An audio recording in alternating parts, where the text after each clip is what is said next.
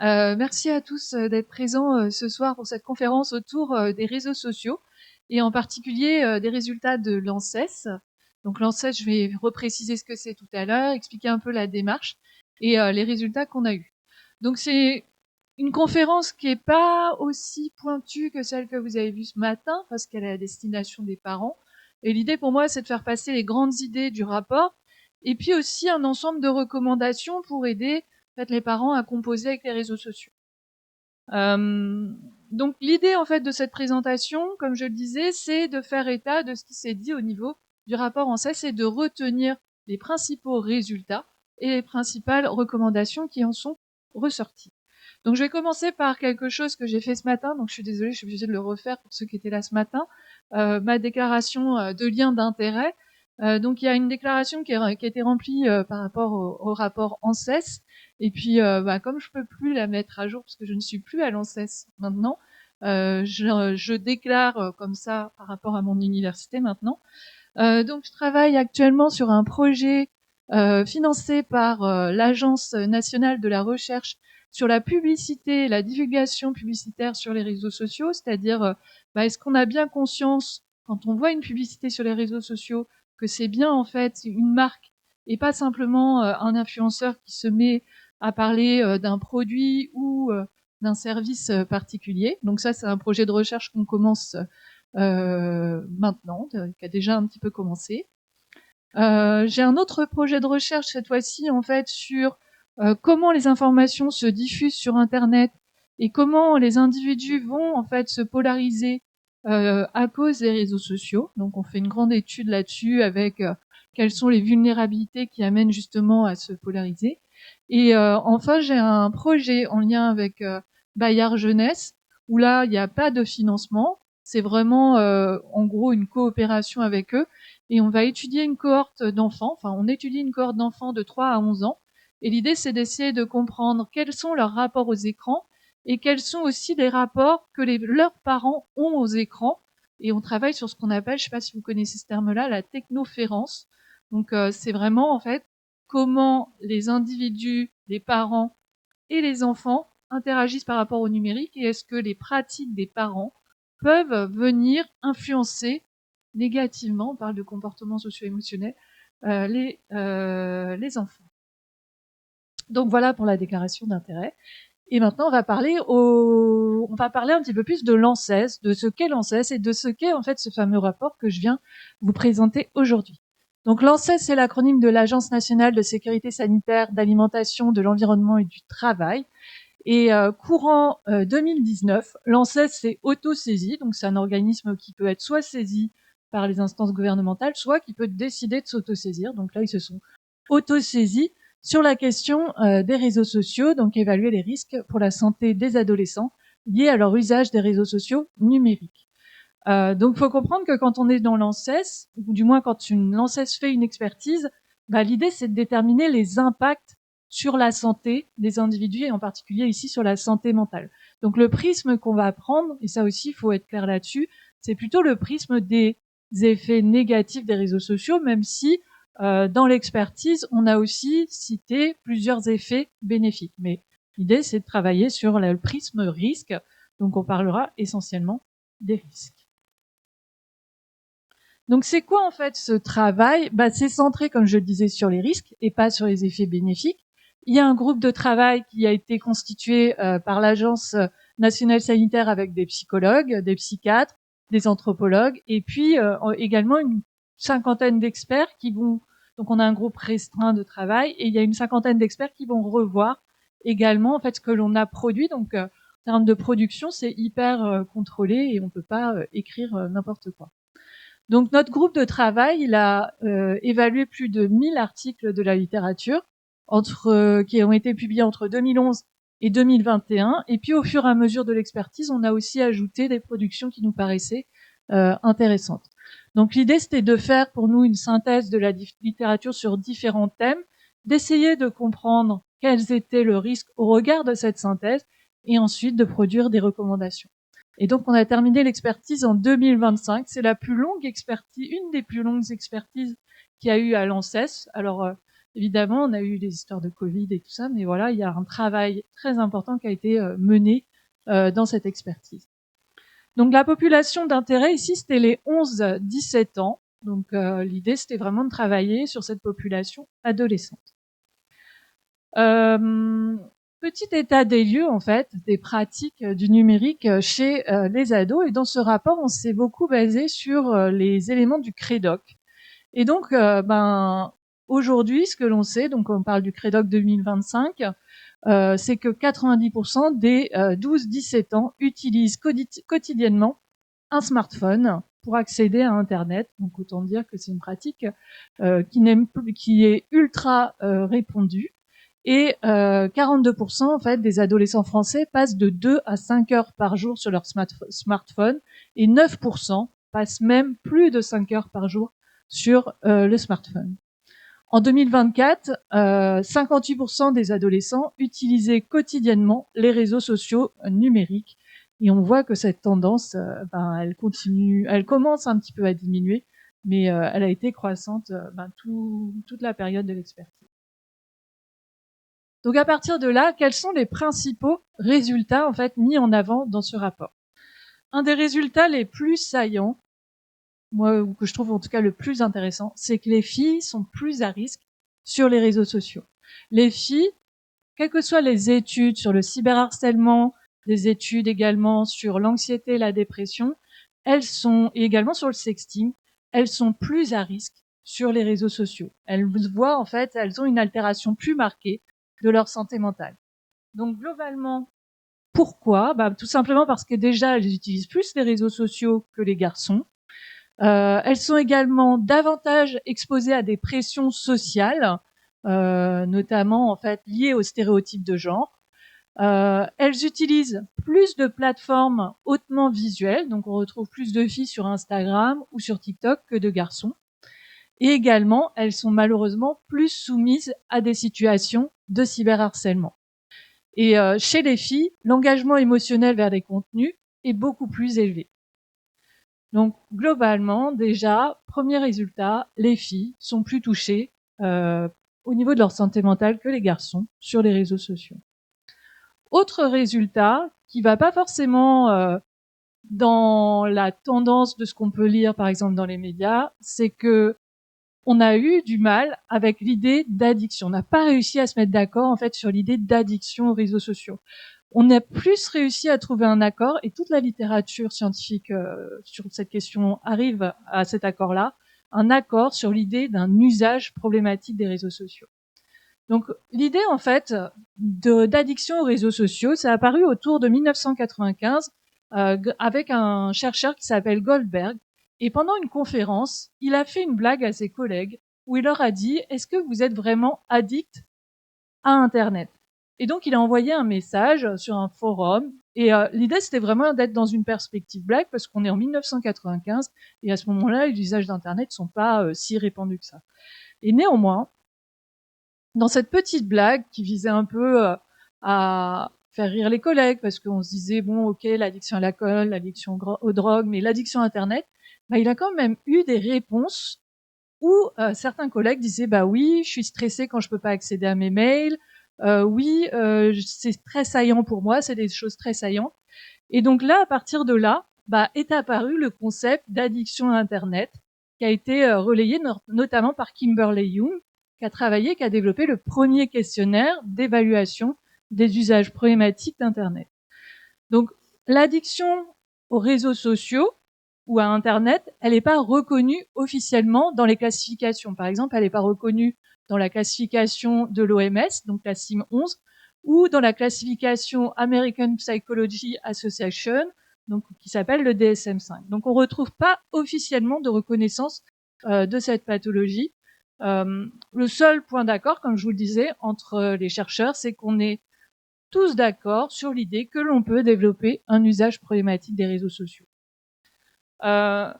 Kuss et Griffin, eux, ils croient beaucoup à cette idée d'addiction à Internet. Et pour la caractériser, ce qui est intéressant, c'est qu'ils utilisent des critères de l'addiction aux drogues. Donc on retrouve l'idée, alors normalement dans l'addiction aux drogues, on a 6 critères, donc les 6 critères de Brown: saillance, modification de l'humeur, augmentation de la tolérance, manque psychologique, réinstallation et également présence de conflits. Et eux, ils ont repris en fait ces critères d'addiction aux drogues et ils les ont calqués sur l'addiction à Internet. Et donc on retrouve différents critères pour caractériser ce qu'ils appellent l'addiction Internet, la séance des activités sur Internet, la modification de l'humeur, l'accroissement de la tolérance, la présence d'un manque psychologique voire physiologique, la réinstallation rapide du comportement problématique et la présence de conflits. Cette définition, elle fait pas consensus. Et c'est là où on se dit, peut-être que finalement le terme addiction est très fort par rapport en fait à ce que l'on observe réellement chez les individus. Notamment, plusieurs critères ont été remis en question, en particulier par Fournier, mais j'ai produit aussi une recherche en 2024 qui tourne à peu près sur les mêmes résultats. Et on dit en fait que la science en fait d'Internet et l'augmentation de la tolérance, ça peut être des critères qui peuvent être appétitifs, c'est-à-dire d'intérêt en fait pour les réseaux sociaux ou d'intérêt pour Internet, mais pas forcément des critères qui sont pathologiques, ce qui n'est pas forcément le cas en fait des drogues. Donc cela conduit en tout cas, malheureusement, l'utilisation de ces critères-là pour qualifier des usages problématiques d'Internet, ça conduit beaucoup à pathologiser tout un tas de comportements. Si une activité devient saillante, par exemple, pour un individu, un adolescent, c'est pas nécessairement de l'addiction. C'est juste, en fait, il aime les vidéos de BookTok, il aime les vidéos de petits chats, il aime les vidéos sur une traîne particulière. Et ça, c'est pas nécessairement un marqueur d'addiction. C'est plus un marqueur d'intérêt ou d'appétit pour ce type de comportement. Là où toute la communauté scientifique se retrouve, et c'est ce qu'on indique également dans le rapport ANSES, c'est que on est plutôt sur l'idée d'un usage problématique d'Internet. Et là, en fait, ça met à peu près tout le monde d'accord. On parle d'un trouble comportemental qui repose sur un usage compulsif et excessif d'Internet, qui interfère avec les activités de la vie quotidienne et qui conduit également à une perte de contrôle d'usage, c'est-à-dire l'individu n'est plus capable de se réguler par lui-même par rapport à son rapport à Internet. Est-ce que l'usage problématique, c'est une histoire de temps? Est-ce que, en fait, si je passe du temps, c'est que je suis addict aux réseaux sociaux? La littérature scientifique, elle nous dit que le temps, ça peut être un critère qui compte, mais qui n'est pas essentiel, en fait, pour caractériser l'usage problématique. Ce qui va caractériser l'usage problématique, c'est davantage l'idée que ça génère des conflits intrapersonnels, donc de la culpabilité, ou interpersonnels, donc avec la famille, avec l'école ou avec le travail pour les adultes. Et donc, en fait, le temps, en soi, c'est pas réellement un bon critère pour établir qu'un individu est addict, ou du moins a un usage problématique. Est-ce qu'on peut caractériser les usages problématiques dans la population? En réalité, c'est hyper complexe. Il faut comprendre qu'on a des tonnes de questionnaires, et c'est ce qu'on avait montré également dans cette expertise ANSES, même si c'est pas directement dans le rapport. Il y a plus d'une quarantaine de questionnaires qui permettent de mesurer l'usage problématique d'Internet ou l'usage problématique des réseaux sociaux.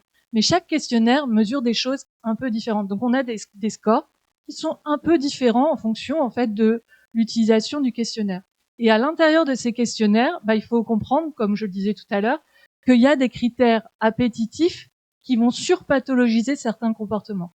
Avec Corentin Gontier, en 2024, on a essayé de produire une évaluation en fait des usages problématiques des réseaux sociaux en France. Donc on a pris un échantillon représentatif autour de 1500 personnes et on a essayé de caractériser ces usages problématiques. On a observé qu'ils étaient présents chez 1,2% de la population quand on applique certains critères de traitement du questionnaire d'addiction aux réseaux sociaux qui s'appelle le questionnaire de Bergen, et 2,6 chez les 18-24 ans. Et donc là, en fait, en travaillant réellement, on pense qu'on est à peu près sur le bon niveau parce que dernièrement, j'ai vu passer plusieurs études qui évaluent réellement l'usage problématique autour de 2% à 5% dans la population et en particulier chez les jeunes. Donc chez les beaucoup plus jeunes que 18 ans, je pense qu'on est plus autour de 4-5%. Mais en tout cas, on n'est pas sur des chiffres aussi élevés comme on nous dit 10%, 20%, etc., voire plus. Autre résultat hyper intéressant en fait du rapport, c'est la question réseaux sociaux numériques et sommeil. Sur la question des réseaux sociaux numériques et du sommeil, on voit en fait dans les études que l'usage des réseaux sociaux va impacter négativement le sommeil des individus. Et là, c'est un des rares effets causaux que l'on a. Donc on a beaucoup d'associations, j'en reparlerai tout à l'heure, mais là c'est un des rares effets qui ne fait pas discussion dans la communauté scientifique. L'usage des réseaux sociaux va avoir un impact sur le sommeil des adolescents, d'une part parce que la lumière des écrans le soir va perturber les cycles circadiens et en particulier va inhiber la mélatonine qui est nécessaire à l'endormissement. Donc plus ils sont mis devant des lumières, et en particulier devant des écrans, et plus en fait ça va ralentir l'endormissement. Également, quand on est sur les réseaux, on scrolle, on répond, on va faire d'autres choses, on peut produire des contenus, et ça génère une stimulation physiologique, cognitive et émotionnelle qui n'est clairement pas propice à l'endormissement et qui peut aussi nuire à la qualité des cycles du sommeil. Il y a des facteurs quand même qui vont modérer tout ça. L'âge, donc plus les individus sortent de la période de la puberté et moins en fait ces difficultés entre usage des réseaux sociaux et sommeil sont marquées. Le genre, donc chez les filles ça va être plus marqué que chez les garçons. Le fait d'être en situation d'anxiété et de dépression avant va encore plus nuire à, va encore accentuer ce lien problématique entre réseaux sociaux et sommeil. Pourquoi? Parce que quand je suis anxieux, je vais chercher une manière de me changer les idées, de me distraire. Et les réseaux sociaux, en fait, c'est des très bons distracteurs attentionnels qui vont être utilisés par les adolescents pour pouvoir en fait mieux gérer leurs émotions. Également, autre facteur modérateur, c'est la présence de règles parentales. Quand des règles parentales sont présentes, donc on va voir qu'il y a plusieurs types de règles, là en fait ça peut aider à limiter ce lien négatif entre usage des réseaux sociaux et sommeil des adolescents. Il faut comprendre qu'aujourd'hui, et ça commence à sortir un petit peu, là je voyais que Stanislas Dehaene en parlait sur France Inter, le sommeil, c'est un élément clé de la santé des adolescents et en particulier de sa santé mentale. Si vous voulez des adolescents en bonne santé mentale, il faut en fait qu'ils aient suffisamment d'heures de sommeil. Et si vous voulez des adolescents qui apprennent, il faut aussi qu'ils aient suffisamment d'heures de sommeil. Le fait d'avoir une restriction chronique du sommeil, c'est ce que montre en fait l'ensemble des articles qu'on a expertisés, augmente le risque de maladies physiques, mais également de maladies, de troubles psychologiques. Et donc le sommeil et la santé mentale, c'est deux éléments qui sont en relation très étroite. Donc des ados qui vont scroller jusqu'à minuit, 1 heure, et qui vont se lever ensuite à 5 heures pour aller au collège, au lycée, très clairement, ils sont plus à risque de développer des problèmes de santé physique, mais également des problèmes de santé mentale, donc type anxiété, dépression, parce qu'ils n'ont pas suffisamment récupéré pour pouvoir en fait traiter certaines informations de leur journée. Autre résultat, c'est un lien entre les réseaux sociaux numériques et les problématiques autour de l'image du corps. L'utilisation des réseaux sociaux hautement visuels, donc ici on parle de TikTok et d'Instagram, conduit à intérioriser des idéaux corporels inaccessibles, c'est-à-dire que on va considérer que la norme de corps que l'on voit en fait sur ces réseaux, c'est la bonne norme, et quand on est une adolescente, on n'a pas toujours le corps parfait des stars ou voilà, et en fait on va les amener à intérioriser malheureusement ces idéaux corporels inatteignables, et ça peut mettre en fait les ados en difficulté. L'autre problématique de ces réseaux sociaux hautement visuels, c'est qu'ils peuvent aussi conduire à l'auto-objectification. L'objectification, c'est le fait de considérer une personne au prisme de son corps ou au prisme de ses caractéristiques, on va dire sexuelles, donc poitrine, etc. Là, en fait, quand on est sur les réseaux sociaux, quand les adolescents vont sur les réseaux sociaux hautement visuels, ils sont plus à risque, on retrouve un lien avec justement cette auto-objectification où ils vont mettre en avant leur corps plus facilement en considérant que c'est quelque chose qui les valorise plutôt que d'essayer de valoriser d'autres aspects de leur loisir, de leur personnalité, etc. Donc cette auto-objectification, c'est pas une bonne chose, en tout cas pour la santé mentale des individus, parce que ça implique de se mettre en avant corporellement et de se considérer soi-même simplement au prisme de son corps et pas au prisme de ce que l'on peut apporter, de sa personnalité, de sa gentillesse, etc. Également, l'utilisation des réseaux sociaux hautement visuels peut conduire à des comparaisons sociales ascendantes. Ça veut dire quoi? Ça veut dire que quand je vais sur Instagram et que je vois des gens, des jeunes femmes par exemple, et je suis une adolescente, qui ont des corps parfaits ou des corps refaits ou des corps même modifiés avec des filtres, ben en fait je vais me comparer et en fait chez moi ça peut créer des difficultés de satisfaction corporelle parce que je vais constater que moi mon corps il n'est pas parfait. Donc l'utilisation des réseaux sociaux hautement visuels et en particulier quand ces jeunes filles sont confrontées à des corps qui sont modifiés et irréalistes, et ça on en retrouve sur TikTok comme sur Instagram, ça les met en difficulté d'un point de vue de leur santé mentale, parce que en gros ça génère de l'insatisfaction corporelle et cette insatisfaction corporelle elle est liée à des troubles de la santé mentale et également à des troubles du comportement alimentaire. Donc l'utilisation des réseaux sociaux hautement visuels, ils peuvent accentuer cette insatisfaction corporelle et amener les adolescentes en particulier, mais aujourd'hui on voit que de plus en plus d'adolescents aussi sont touchés par ça. Ça peut les amener à une surveillance excessive de leur apparence et donc ils vont se mettre à contrôler par exemple tout ce qu'ils vont manger pour pouvoir atteindre ces idéaux corporels. Chez les adolescents et les adolescentes vulnérables, ces contenus qui sont présents sur les réseaux sociaux comme Instagram ou TikTok, ils peuvent donc amener à des troubles du comportement alimentaire et également amener à des symptômes de dépression.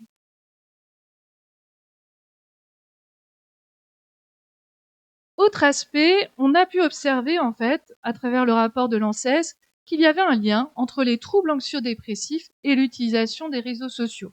Alors il n'y a pas un lien causal, c'est-à-dire les réseaux sociaux ne causent pas des symptômes de dépression ou des symptômes d'anxiété. C'est un peu plus pernicieux que ça. C'est-à-dire on a des adolescents qui arrivent avec des symptômes anxieux ou des symptômes de dépression. Et ces adolescents, ils vont être vulnérables, donc ils vont avoir plusieurs vulnérabilités. Et en plus, les filles sont beaucoup plus touchées. Et ces adolescents, ils peuvent être soumis à ce qu'on appelle un effet spirale. Donc je suis pas bien, je vais aller sur les réseaux sociaux pour me distraire. Et en fait, les réseaux sociaux, et en particulier les algorithmes, ils vont nous mettre des contenus qui sont en résonance avec notre état au moment où on consulte. Par exemple, je vais sur Instagram et j'ai des idées un peu noires. Je vais regarder un ensemble de vidéos et dans cet ensemble de vidéos, je vais peut-être trouver une vidéo autour des idées suicidaires. Si je prête attention à cette vidéo, ne serait-ce que quelques secondes, l'algorithme, qui est très vicieux d'une certaine manière, mais qui fait son job, va se dire ce contenu intéresse l'adolescent, donc je vais lui pousser des vidéos de même nature.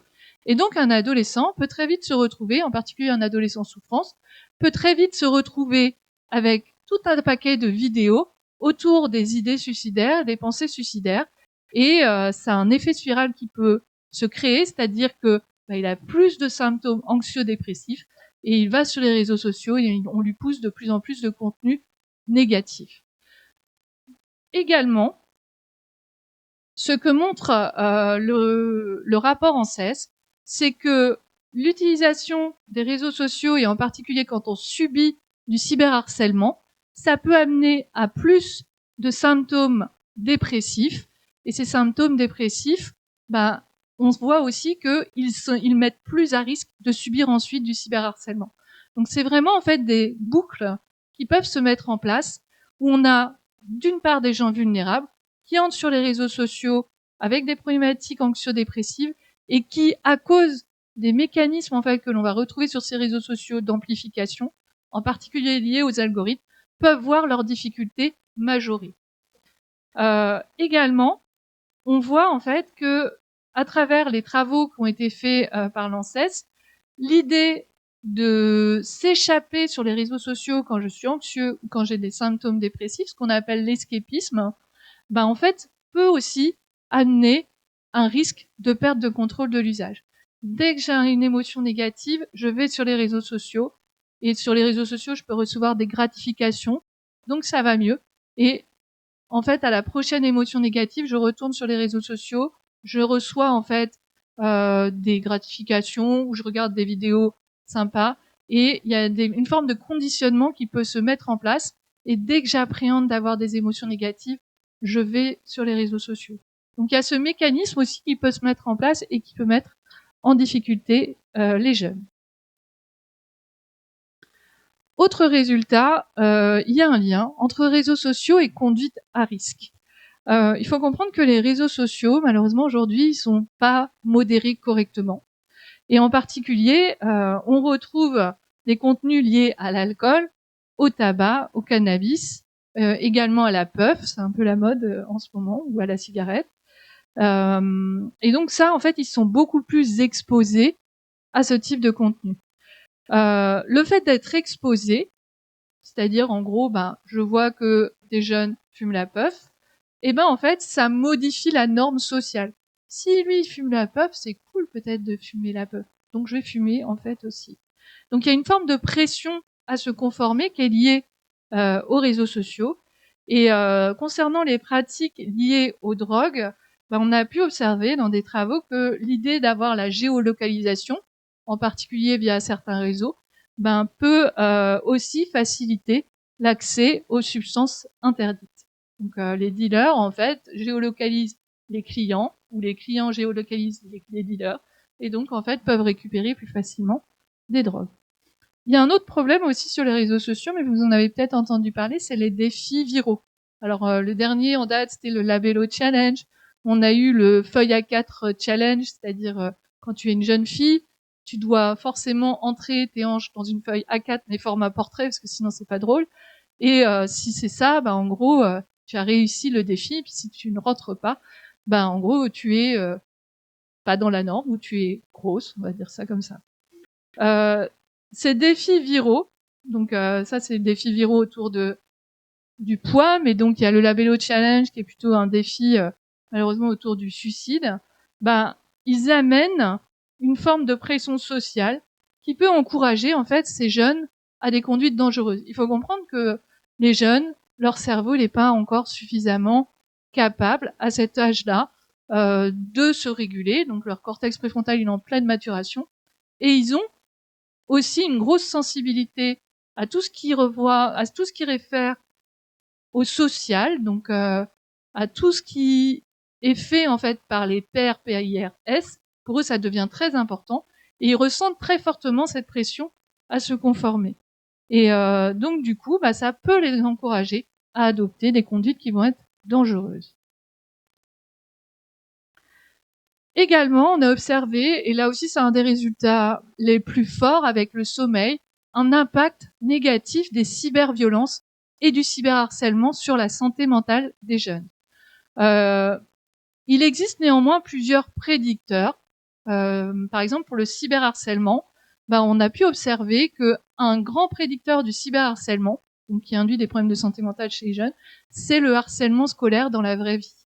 Donc il y a un vrai lien chez les adolescents entre ce qui se passe au collège et ce qui se passe ensuite sur les réseaux sociaux. On voit aussi que les filles, elles sont plus souvent victimes de cyberharcèlement que les garçons. Et les garçons sont malheureusement plus souvent cyberharceleurs.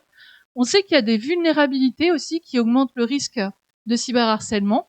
Être une fille, comme je le disais, être en dépression, être soumis à de l'anxiété, avoir des troubles neurodéveloppementaux. Donc, par exemple, les TSA, par moment, c'est compliqué pour eux de gérer les relations sur les réseaux sociaux et ils peuvent être plus facilement pris sur cible, pas pour cible. Les gens de la communauté LGBTQIA+, ils sont aussi plus à risque de subir du cyberharcèlement sur les réseaux sociaux. Et le problème des réseaux sociaux, ce qui a été mis en évidence, c'est que la manière dont ils sont construits aujourd'hui peut jouer un rôle d'amplificateur. Quand on est en fait sur le réseau social, on peut être anonyme ou pseudo. Il y a le pseudonymat, donc pas tout à fait anonyme, mais en tout cas, on peut ne pas dévoiler complètement son identité. Sur les réseaux sociaux, le harcèlement, il peut être 24 heures sur 24, 7 jours sur 7, et il peut être amplifié, c'est-à-dire que là, c'est plus limité à une classe, un établissement, mais plutôt à une communauté entière qui peut représenter plusieurs milliers de personnes. Et ça aussi, c'est un vrai problème. Le problème aussi, c'est le fonctionnement des algorithmes. l'algorithme, plus il y a d'engagement, plus il va remonter des informations. Et donc, s'il y a beaucoup d'engagement, un cyberharcèlement sur une personne pendant un certain temps, ce contenu va être remonté plus facilement, ce qui peut pousser d'autres personnes à participer à ce cyberharcèlement. Donc, les conséquences du cyberharcèlement et des cyberviolences, ça va être des symptômes de dépression plus marqués, du stress et de l'automutilation, et aussi plus d'idées, de tentatives suicidaires, et aussi un usage problématique des réseaux sociaux, parce que les individus, alors marqués à la fois chez les harceleurs mais chez les harceleurs parce que en fait ils vont traquer la victime en ligne, et donc du coup ils vont avoir un usage plus marqué, excessif et compulsif, et également la personne qui est en difficulté psychologique, elle va aussi avoir un usage plus marqué, excessif et compulsif, qui peut être lié soit à des ruminations en ligne, soit aussi à des tentatives de vérification ou de contrôle de ce qui se passe. Donc après tous ces résultats pas forcément très gais pour vos ados, la question c'est comment on peut faire, nous en tant que parents, pour protéger les ados. Comment accompagner les ados avec les réseaux sociaux ? La place du parent, elle est essentielle. Essentielle. Donc il faut échanger régulièrement avec les ados sur les contenus qui sont proposés et faire alliance ensemble. Aujourd'hui, il n'y a aucune limitation sur les réseaux sociaux. C'est bien quand même de poser un cadre. Le cadre, en fait, est un élément protecteur pour l'adolescent, comme je le disais, à la fois pour son sommeil, mais aussi pour les autres variables de santé mentale. Donc, faire alliance sur le contrôle parental. Alors, le contrôle parental, je pense que c'est un truc, je sais pas qui a décidé d'appeler ça comme ça, mais en fait, c'était clairement pas un truc fait pour les ados. L'idée de contrôle et adolescence, c'est deux mots qui sont pas hyper compatibles. Moi, j'aime bien l'idée de faire alliance. Ça veut dire quoi ? Ça veut dire, plutôt que de se dire, je vais de mon côté décider de combien de temps tu vas avoir pour les réseaux sociaux, c'est on s'assoit et on discute, parce que je vois qu'il y a quand même un usage qui est un peu marqué. Donc on s'assoit côte à côte et on décide de ce qu'on va limiter et de ce qu'on peut laisser éventuellement ouvert. Et à partir de là, le prisme, il est plus tout à fait pareil. On n'est pas en fait sur quelque chose qui est très descendant. Et c'est vrai que malheureusement aujourd'hui avec les ados, on est très sur des recommandations très descendantes. Là, c'est de dire tu vois qu'il y a un problème. On peut pas laisser le truc complètement partir à volo. On s'assoit. Combien de temps de TikTok je peux te mettre et qui te conviendrait, donc une demi-heure. Combien de temps de Snapchat ? Est-ce qu'on met une limite à WhatsApp, etc. On discute des règles d'usage des réseaux sociaux ensemble. Également, il faut travailler sur les ressources individuelles, travailler sur l'estime de soi de l'ado, et c'est pour ça que c'est important aussi de l'impliquer dans cet aspect, créer des règles autour des réseaux sociaux, et aussi travailler sur la comparaison sociale. Il faut essayer de les amener à se détacher à la fois des comparaisons liées à l'apparence, mais aussi des comparaisons que l'on peut avoir avec ce qui se passe chez le camarade un tel ou chez l'autre. Et aussi, il y a aussi l'importance du cadre scolaire. Le bien-être scolaire, à mon avis, c'est un des très bons protecteurs aussi des ados sur les réseaux sociaux. Un adolescent qui est en difficulté au niveau scolaire, où le climat scolaire est pas très bon, où il subit du harcèlement, où il a des difficultés à s'intégrer, c'est un adolescent qui malheureusement est plus à risque de se retrouver en usage problématique sur les réseaux sociaux. Il est aussi important d'éduquer aux réseaux sociaux, les aider à bien comprendre les algorithmes. C'est quoi l'économie de l'attention ? Pourquoi tu reçois des notifs ? Pourquoi ton algo il te montre il te montre ce type de vidéo ? Qu'est-ce qui s'est passé pour que tu aies exactement ce type de vidéo ? Et ça ne peut passer que par l'éducation aux médias. Comment réinitialiser aussi son algorithme et prendre du recul sur les contenus qui sont proposés. Et également travailler sur la prévention des cyberviolences. Donc avoir de l'information, de la sensibilisation et de l'accompagnement pour réduire les risques. Donc l'idée, c'est de renforcer la capacité des adolescents à se protéger des effets néfastes des réseaux sociaux.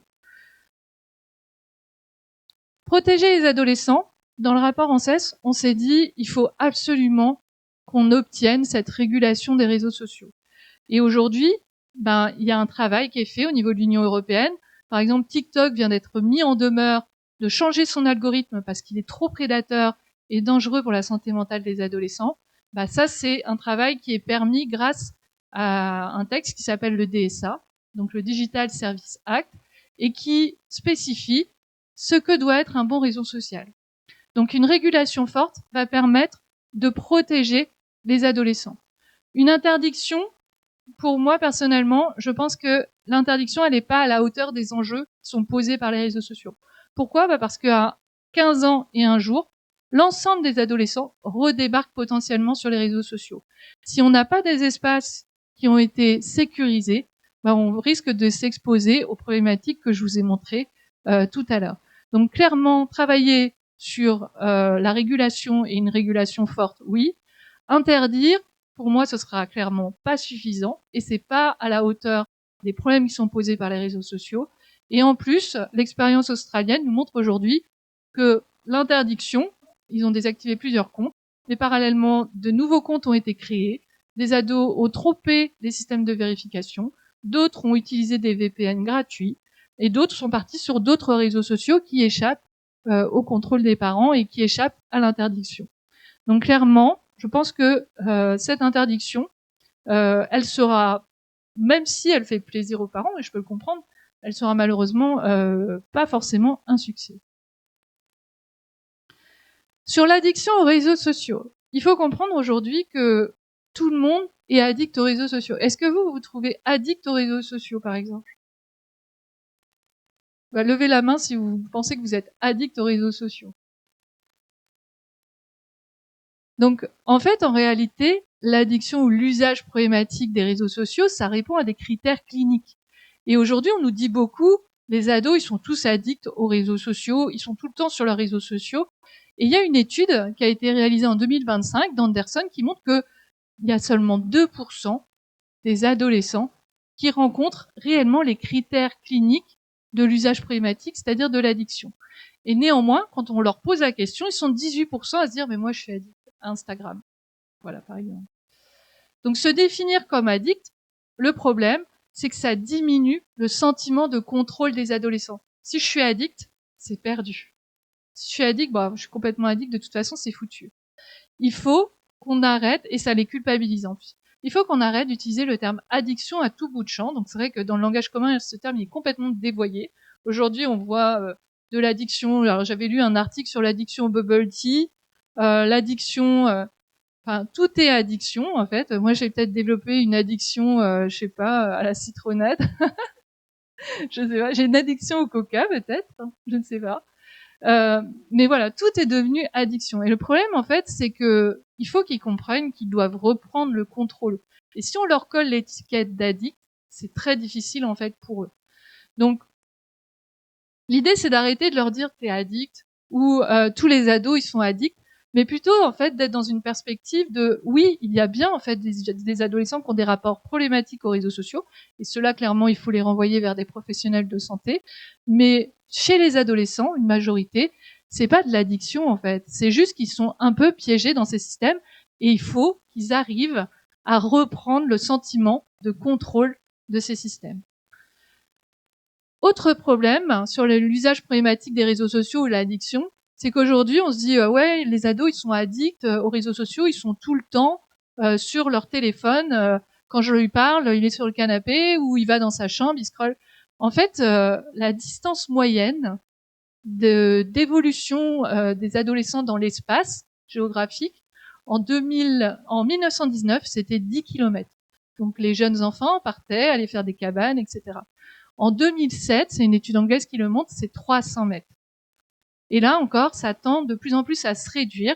Et c'est ce que souligne notamment un rapport du Haut Commissariat à la famille en 2024, qui parle littéralement d'enfants d'intérieur, qui sont en fait mis entre quatre murs et qui ne sortent plus du tout de la maison. Il n'y a plus, et je le constate un peu tous les jours autour de moi, il n'y a plus aujourd'hui cette idée de sortir de la maison pour aller faire un basket, pour aller prendre son vélo, spontanément. Ils ont même plus, culturellement, ils ont même plus, en fait, cette idée. Et du coup, leur rapport à la nature est quasiment nul. Et on a en fait, en gros, des petits enfants d'intérieur.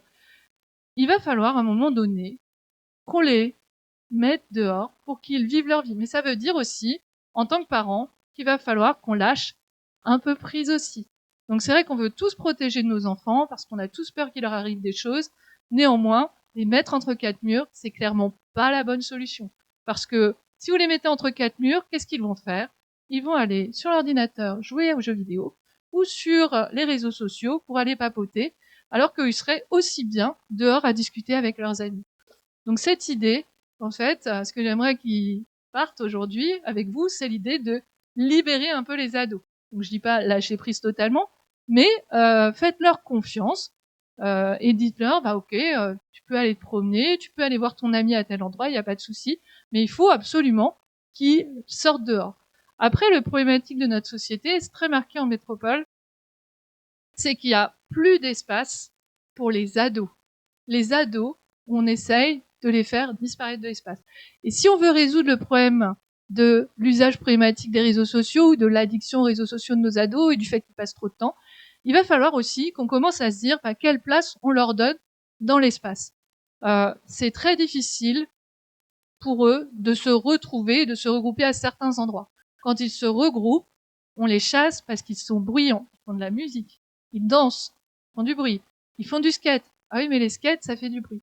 Moi, j'habite à Rennes, et par exemple, il y a la place Hoche, qui est une place en dalle, avec des bancs, et pendant très longtemps, les jeunes skateurs venaient en fait faire du skate là, et c'était vraiment un lieu où ils se retrouvaient de manière informelle et tout ça.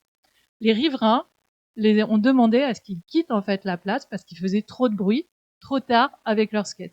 Donc ça dépend, va falloir faire un choix sur la société qu'on veut. Est-ce qu'on veut une société où les ados, ils font pas de bruit, ils sont sages, mais ils sont sur les écrans, les réseaux sociaux, ou est-ce qu'on veut une société où on leur laisse en fait un espace où ils peuvent se retrouver et ils font des activités et en gros, ils sortent un petit peu de leur chambre.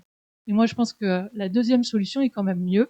J'ai grandi à la campagne au bord de la mer, on va dire ça comme ça. Et ces phases en fait où on peut sortir, se retrouver à un endroit, aller manger une glace, se retrouver à une plage avec des amis, ou parce que je vivais au bord de la mer, et c'est hyper important et constructeur. Et quand on était petit, par exemple, je vous raconte ma vie, je suis désolée, mais quand on était petit, je me souviens très bien que ma mère, elle nous mettait dehors et on partait faire des cabanes avec les voisins. On revenait le soir, on était dans un état pas possible, avec des épines de plein les cheveux. On avait passé une bonne journée et on était petits, on avait 9 ans, 8 ans, 9 ans, 10 ans. Et en fait, on était beaucoup moins dans la crainte de la mauvaise rencontre, le mauvais truc, etc.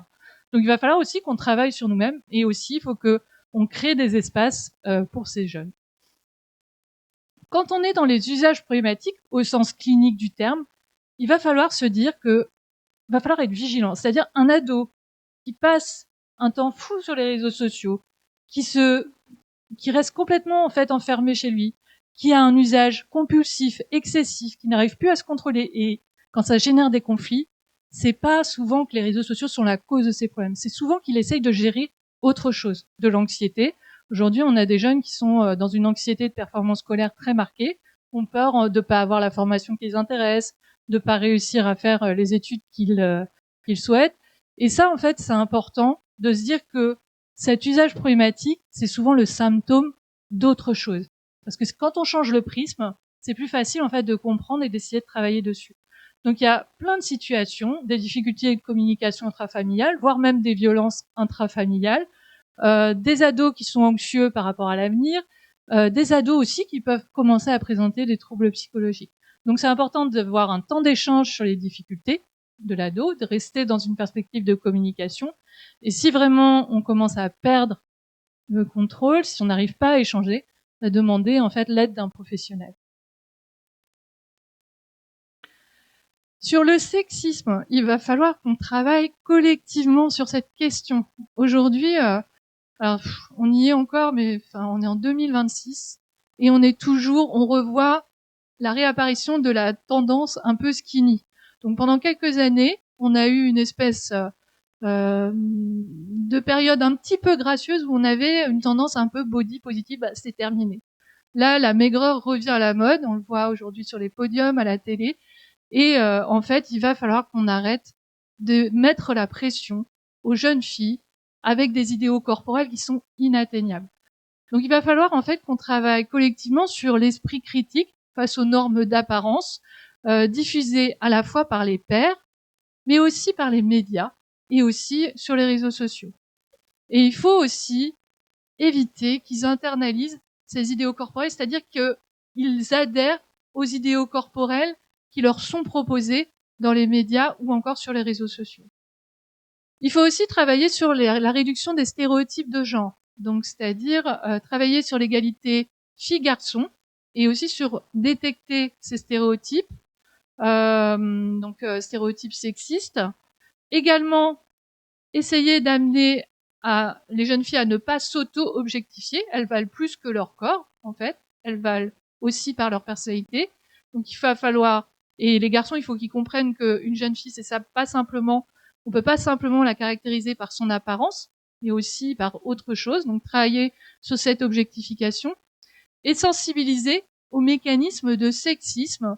Donc il y a du sexisme hostile, du genre à la cuisine des gonzesses, quoi, et du sexisme beaucoup plus bienveillant mais pernicieux, où on va dire non mais te fatigue pas trop à faire du sport parce que tu vois, tu te fatigues, c'est peut-être pas très bon pour toi, peut-être que tu seras trop musclé après, ce sera moins joli, enfin voilà. Donc toutes ces mécaniques un peu sexistes et leurs conséquences, il va falloir réellement sensibiliser les jeunes à ces questions. J'ai même une deuxième diapo là-dessus parce qu'il y a tellement de boulot, je suis désolée. Éduquer au respect et au consentement. Alors là, le consentement, on y revient en fait fréquemment. Donc il y a tout l'aspect Évrard qui est mis en place. Donc ça, c'est une très bonne nouvelle en fait que cette éducation à la sexualité en métropole, elle soit mise en place, mais il faut qu'elle soit faite correctement. Il faut aussi qu'on déconstruise la pression sociale autour du sexting. Donc c'est le fait d'envoyer des nudes à son copain, par exemple. Et donc les filles reçoivent énormément de pression sociale pour envoyer des nudes aux garçons, alors que et chez elles, bah, malheureusement, c'est vraiment le double tranchant, c'est-à-dire on les pousse, et puis quand ces sextos s'échappent, on les juge négativement. Alors qu'un garçon, bah, il a pas cette pression, et quand lui, par contre, il reçoit des sextos de sa copine, ah regarde, voilà. Et c'est comme ça qu'on se retrouve avec des groupes où on échange en fait des sextos.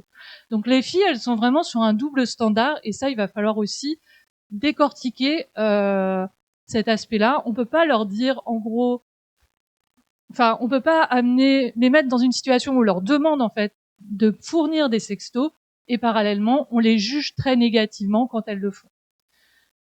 Également, travailler sur les compétences socio-émotionnelles et sur l'empathie. Et enfin, il va falloir aussi qu'on développe un usage critique des réseaux sociaux.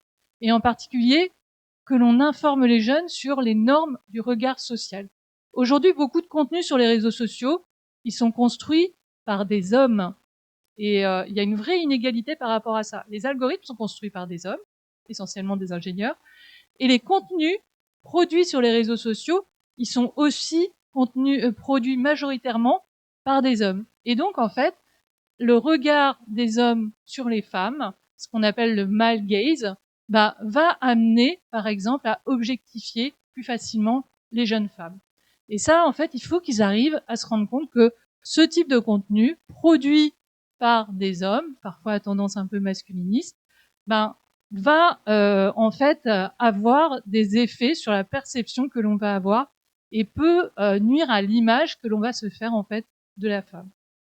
Il faut aussi qu'ils aient une relation plus autonome et non normative à l'image de soi et promouvoir des environnements numériques respectueux et protecteurs. Et ça veut dire quoi? Ça veut dire mettre des femmes dans le numérique enfin. Aujourd'hui, c'est un vrai problème. Les femmes dans le numérique, elles sont pas encore suffisamment présentes, du moins pas à égalité avec les hommes.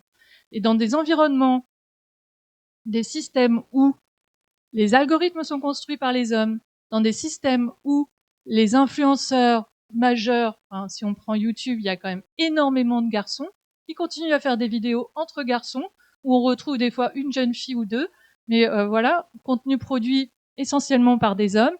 Et on a par exemple sur YouTube que 8% des contenus qui sont produits par des femmes, donc vous vous rendez compte de l'écart, et forcément ça perpétue un ensemble de normes et de stéréotypes qui vont amener à amplifier, encore une fois, ces pressions sociales sur les jeunes filles.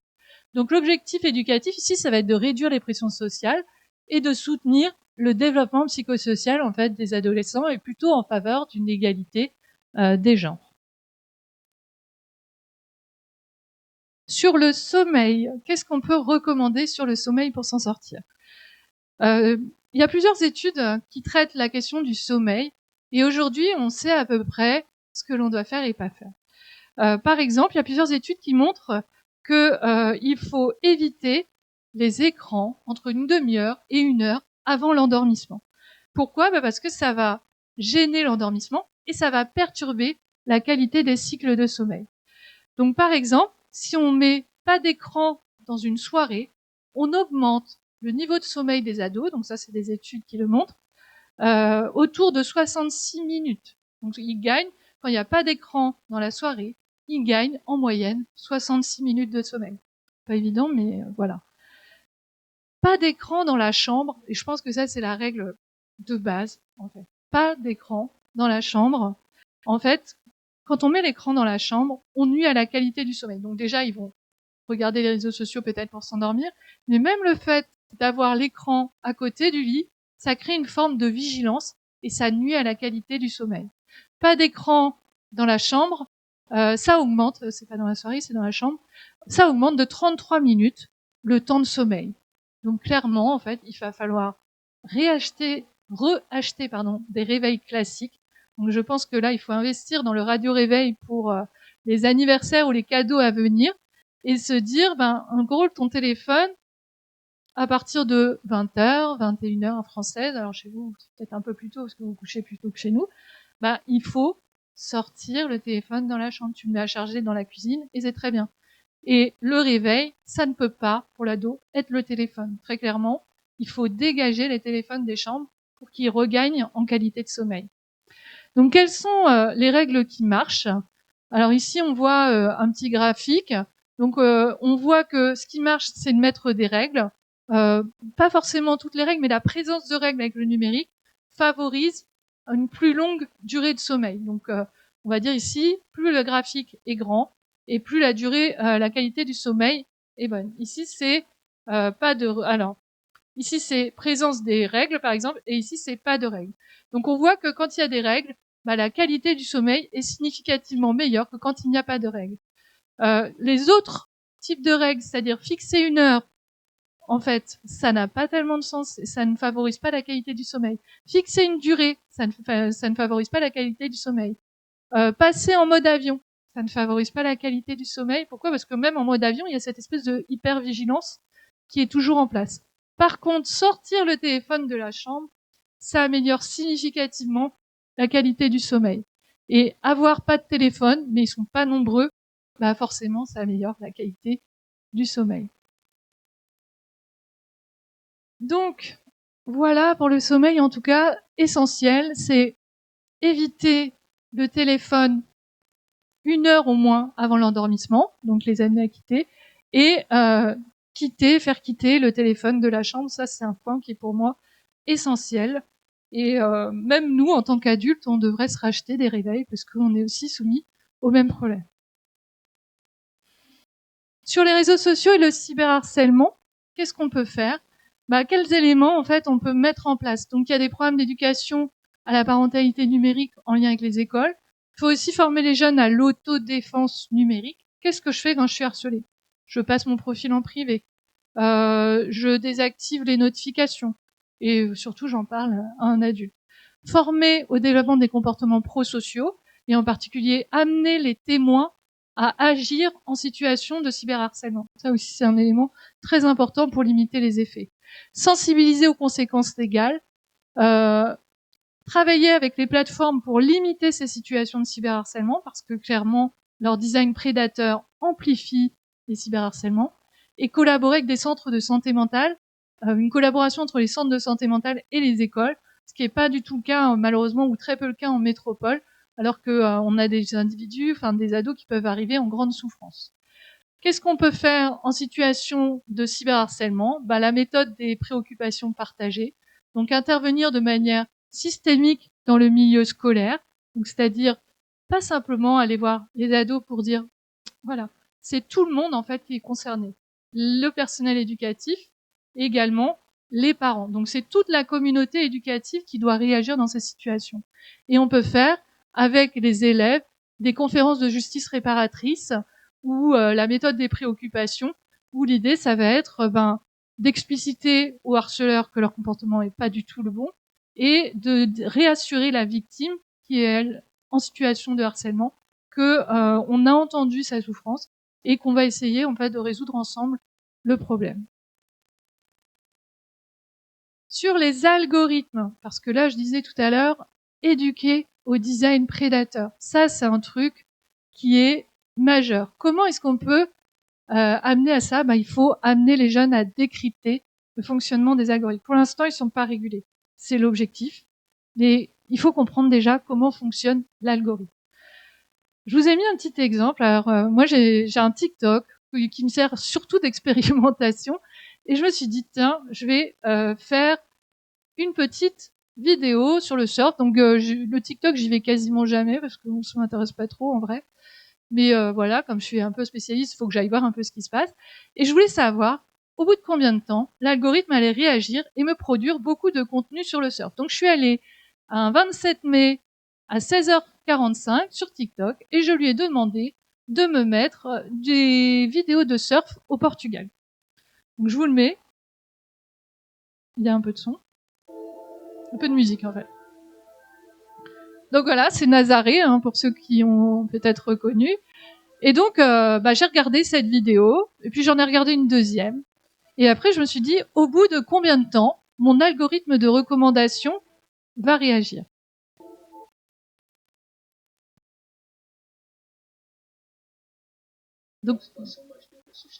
Donc là, j'ai regardé très peu, je crois que j'ai regardé 2 vidéos, et j'ai fait une requête volontaire. Donc j'ai mis surf à Nazaré, parce qu'on va revenir là-dessus, parce qu'on va voir que les contenus que je vais avoir, c'est plus trop surf à Nazaré. Voilà. Deuxième vidéo. Donc, je suis retournée à 16h48. Ce jour-là, j'avais du temps pour m'amuser à regarder ça. Et là, en fait, je voulais savoir combien de vidéos de surf j'allais obtenir. Avant, mon TikTok, il a jamais servi à ça. J'en ai jamais eu. Je suis jamais allée sur TikTok pour regarder des vidéos de surf spécifiquement. Ah non, c'est pas ça, c'est ça.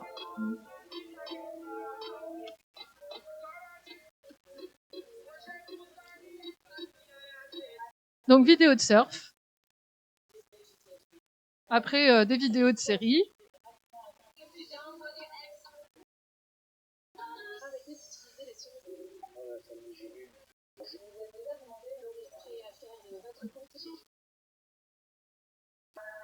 Donc, du surf. Je me suis dit, je vais en regarder encore un peu parce que c'est quand même ce qui m'intéresse.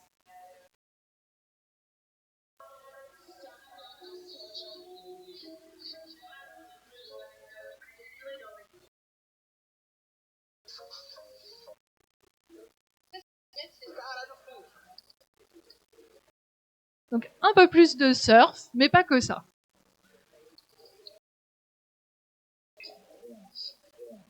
Je crois que ça se termine là. Ok. Alors, première note, on voit que mes vidéos de surf sont devenues très vite des vidéos de très belles jeunes filles en maillot de bain. Et ça, l'algorithme, faut comprendre qu'il est sexiste. Et donc, il va pousser des recommandations qui vont plaire majoritairement aux hommes et on se retrouve avec des vidéos de surf.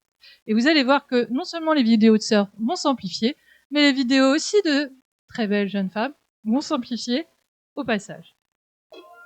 Non, pas c'est ça.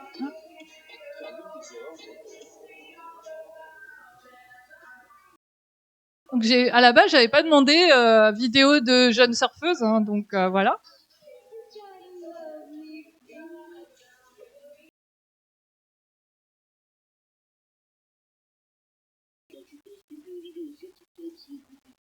Alors là, c'est une erreur que j'ai fait moi-même. Je me suis fait avoir par l'algo. Voilà. Je vous en reparle après parce que ça a du sens. Donc voilà, donc vidéo de surf que l'on va voir de plus en plus. Et là, en fait, je suis retournée quelques heures après Et on va voir que la prévalence de ces vidéos, elle va être de plus en plus marquée.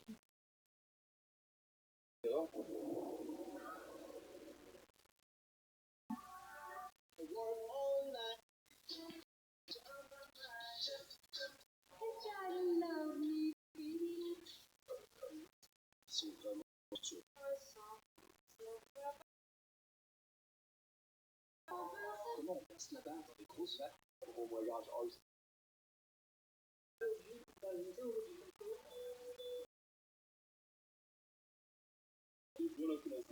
Et là, je me suis fait avoir comme une nouille tout à l'heure, donc il me repropose ces vidéos de fonctionnement de l'algorithme.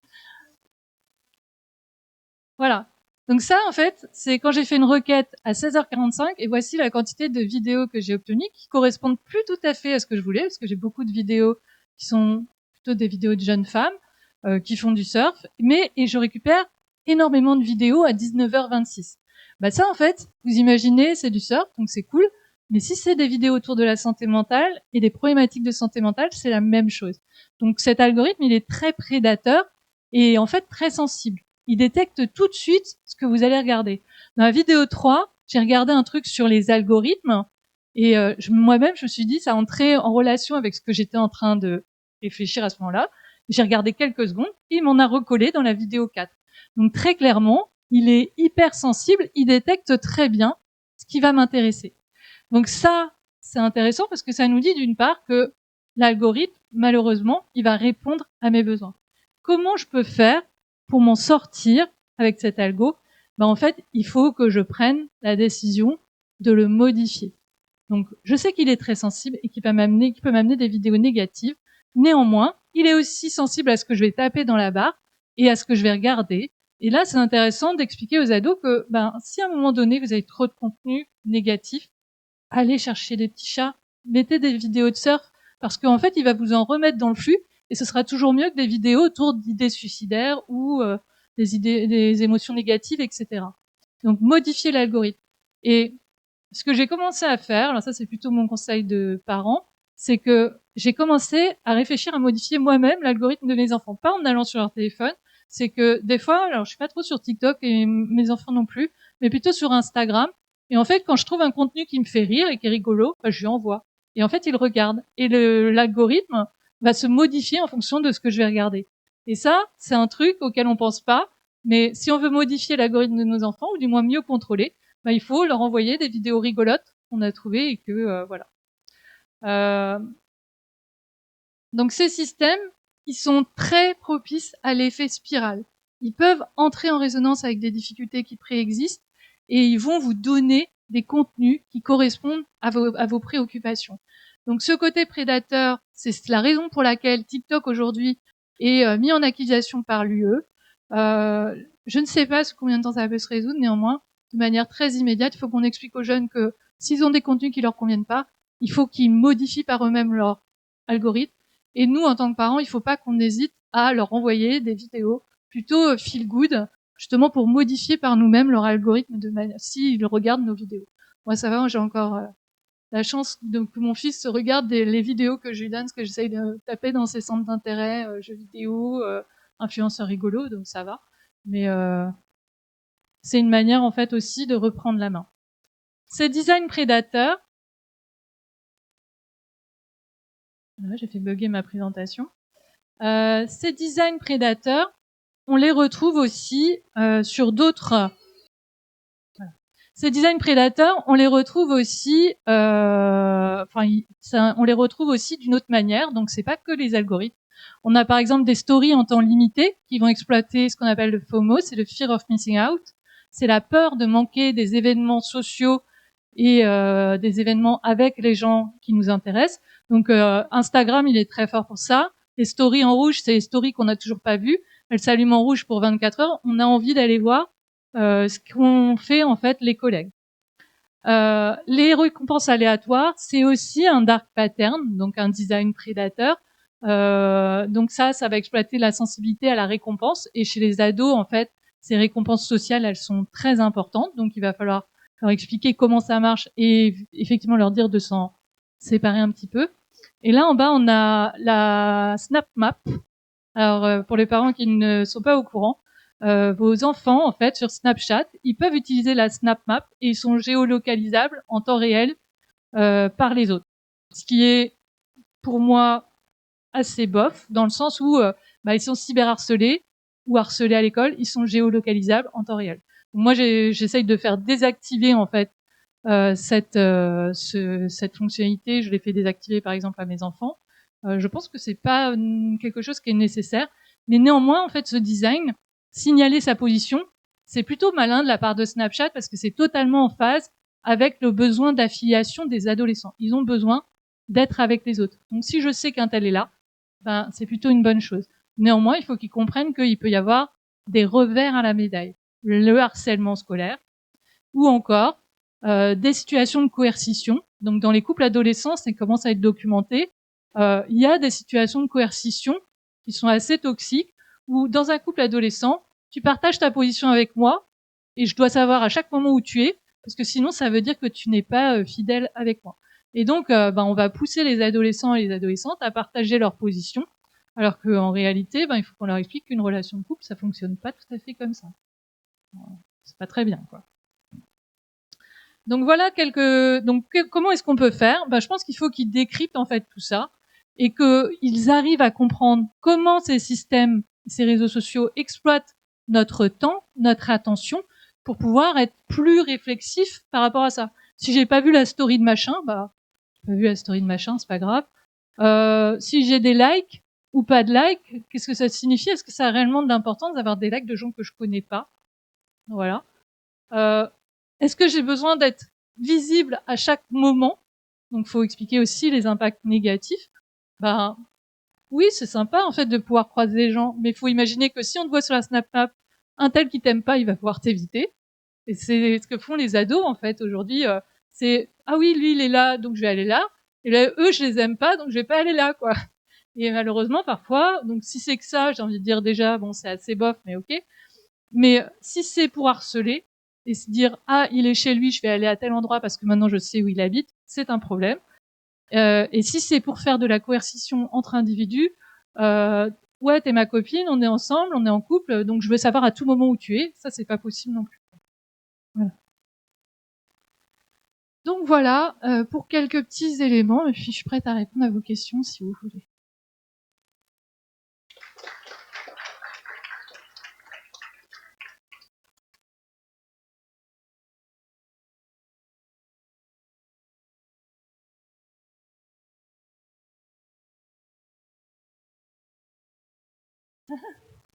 Ah pardon.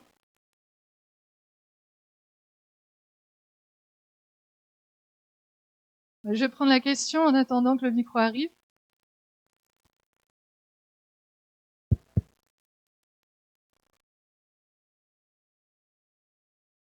Merci. Oui. Tu pouvais modifier le contenu en envoyant des petites vidéos rigolotes. Et tu nous as dit également qu'on pouvait réinitialiser les algorithmes. L'idée, ça serait surtout, alors, pour le moment, réinitialiser les algorithmes, ça va être faire plusieurs requêtes complètement en dehors. En fait, l'idée du DSA, c'est d'amener à cette réinitialisation avec un bouton simplement. Aujourd'hui, c'est vraiment, le terme n'est pas forcément bien choisi, mais réinitialiser l'algorithme, c'est amener en fait le jeune à se dire bon là, en fait, tout ce que je vois, ça me plaît pas. Je vais faire plein de requêtes, petit chat, surf, skate, et c'est ok en fait. Et je vais avoir tout un tas de contenu autour de ça. Donc ça va prendre du temps pour se réinitialiser, mais voilà, en fonction des requêtes qu'on va mettre, l'algo qui est prédateur, il va en fait se plier à ce qu'on va lui demander. En fait, tu joues sur l'algorithme. En fait, tu joues avec l'algorithme se joue de nous. Il faut se jouer de l'algorithme. Bonne idée.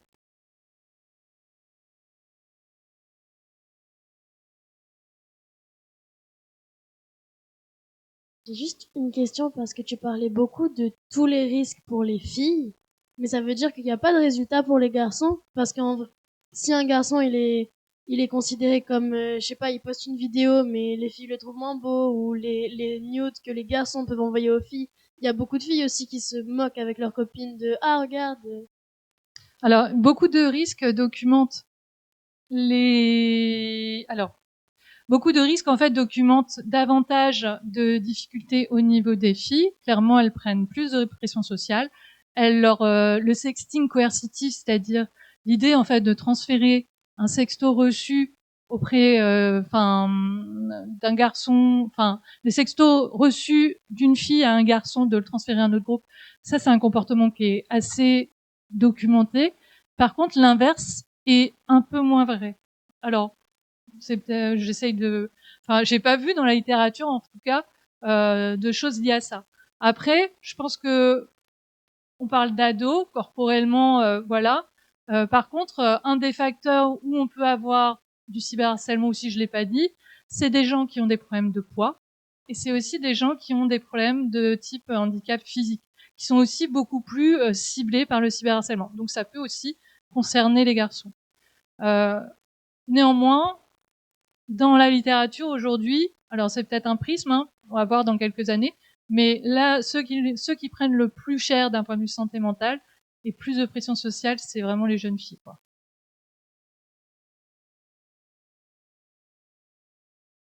Merci. Là, on va inverser un peu les rôles. J'ai pas une question, je vais plutôt donner une réponse. Ah. C'est-à-dire que là, par exemple, pour TikTok, pour initialiser l'algorithme, il suffit d'aller dans les paramètres et confidentialité. Dans l'option préférence de contenu, vous avez une option qui s'appelle actualiser ton fil d'actualité pour toi. Et là, TikTok va envoyer des séries de vidéos comme si c'était un tout nouveau compte. Eh ben très bien. Ça veut dire que ça a été mis en place il y a pas si longtemps que ça, parce que moi j'étais pas au courant de ça. Il y a quelques temps, voilà. D'accord.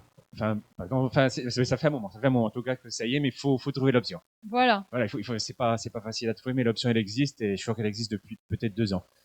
Et voilà, ça existe. Voilà, c'était juste pour vous informer que c'est possible de réinitialiser l'algorithme assez facilement.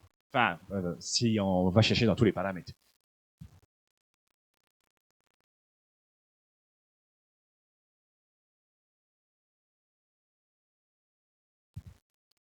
Merci pour la présentation. J'ai vraiment apprécié le côté nuancé des propos et du bien par rapport à un certain nombre de choses qu'on peut lire et entendre. Donc merci pour ça.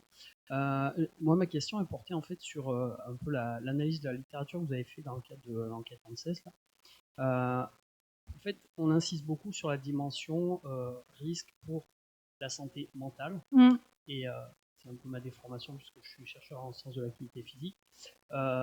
Est-ce qu'il y a des choses qui documentent sur les risques relatifs à la santé physique? Parce que, à l'heure actuelle, pour avoir échangé avec des préparateurs physiques, ou encore voir des élèves ou des étudiants, beaucoup utilisent des recettes qu'ils trouvent sur les réseaux sociaux, qui ne sont pas du tout adaptées à leur capacité physique, voire qui sont dangereuses.